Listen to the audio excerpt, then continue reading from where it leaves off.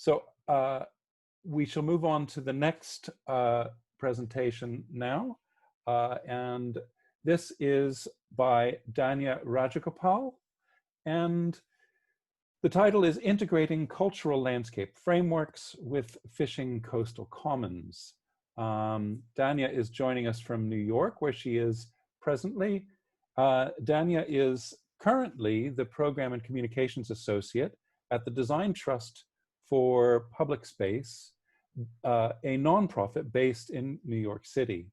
She has a master's in urban placemaking and management from the Pratt Institute in Brooklyn and a bachelor's degree in architecture from Chennai in India. She is interested in applied research and community-based designed practices that have a long-term systemic impact. So then I shall welcome Dhanya onto the screen now. Thanks, Tim.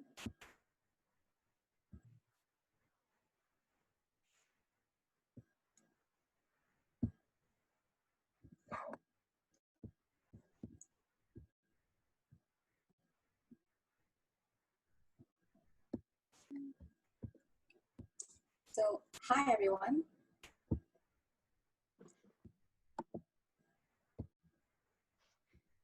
We're going to take a walk to the beach. This is a coastal city, a fishing hamlet in Chennai, India. And it's one of the oldest settlements that have existed in these kind of cities. It's almost 375 years old, some of them. And the part that irks me the most is that these kind of settlements don't often get recorded and documented in government records, for example. So the reason why the idea of landscape justice from coastal commons, like the strip of land that you see here, is so important is because not only does this affect the livelihoods, but also these affect the environment in which these fishermen live, work, and play and prey. And privatization, weak policies, and in the name of beach beautification, the violation of coastal regulation zones are all part of this problem. And most often, fishermen are in the forefront of environmental activism. This man you see here is Saravanan, and he's a pioneer of mapping. He's a fisherman himself. So he wanted to map the coastal commons and the values that were often not visible in these government maps. They have done over 75 of these mapping so far. And the reason why this goes back to the colonial era of this common lands classification is when wastelands were categorized as those which could not generate any value. So coastal commons, in essence, ended up being in this murky area where there was a demanagement.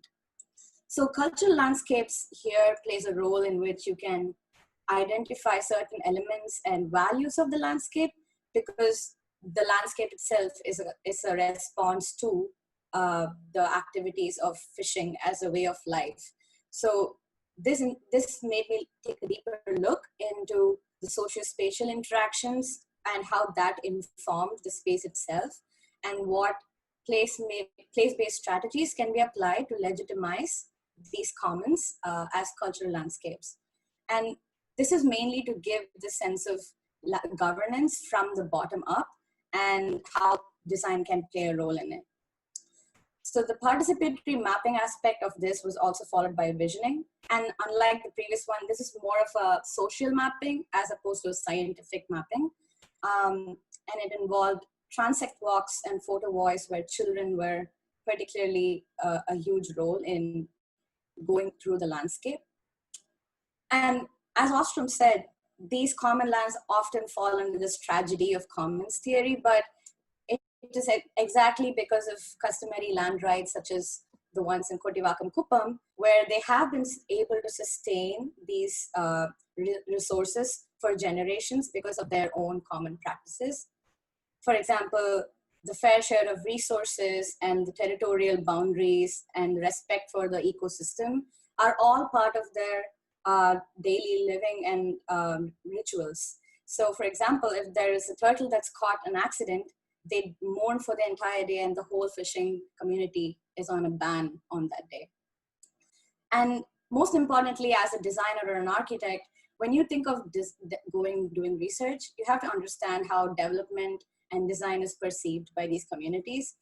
And for them, it's more about building a livelihood opportunities and making sure they're able to sustain for more generations. And for example, for children, landscape played a huge role in the way they interacted with the spaces around them. And it showed a high environmental awareness and concern because of their proximity to the sea, but also showed certain things that they would like to see in the future of the landscapes. Women are often invisible from the spaces, but also from data, although they have a very important, huge role to play in the marketing, sales, and processing of the fishing produce. But they do have self-help groups and women's cooperatives. And I think for a more just future, women should become a major part of these activities. So when I went and did social mapping, it was more of conversations of each of these spaces and the multifunctionality of these spaces that are on these common lands, which are not usually marked in the maps until Saravanan came into the picture, and he tried to do this in a more scientific way.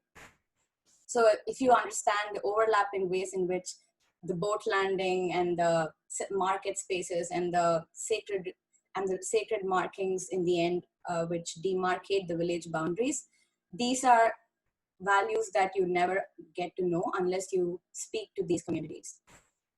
And some of the conversations with my practitioners spoke about not to fetishize design and how a democratic process for future design practices must involve a process design, and how really awareness is not really for the community per se, but for the people who use this beach and who disregard its immense value. So what if we imagined these coastal commons where fishing communities live as cultural landscapes and provide defined boundaries and documented their values, but also created more strength for local panchayats as land governance councils, where women played a huge role in building micro enterprises, youth vocational training, had food security options for these village hamlets, and also diversify the livelihood so that it is not building pressure on the fisheries resources. And similar to the oral history one that happened in Ireland, I documented some oral histories here to document the life and culture of these fishing communities. And maybe this can become a tool for disseminating information about these landscape values and could inform some of the place-based strategies. So in conclusion, I think the cultural landscape management holds to its core principle that any changes to this environment should retain these cultural landscape values. And the focus of the management should lie in this essential interaction between the people and the landscape.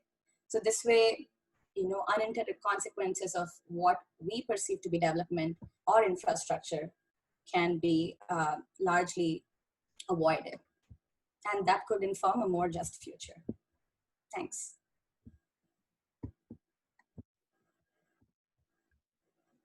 Wonderful. Thank you so much, Dhanya. Are there any quick questions or points of clarification on Dhanya's presentation? Wonderful to see these landscapes. And also to see the issue of women involved in fishing as well. And Elspeth Probin has a wonderful book called Eating the Ocean, and she just uses the genderless term fishers to speak about fisher people, which is very useful to remind us that that all people are involved in fishing as an activity. Wonderful. Okay, well, I think I haven't had any points of clarification roll in, so we will simply move on and involve you in the discussion in just a bit. Perfect. Wonderful, thank you.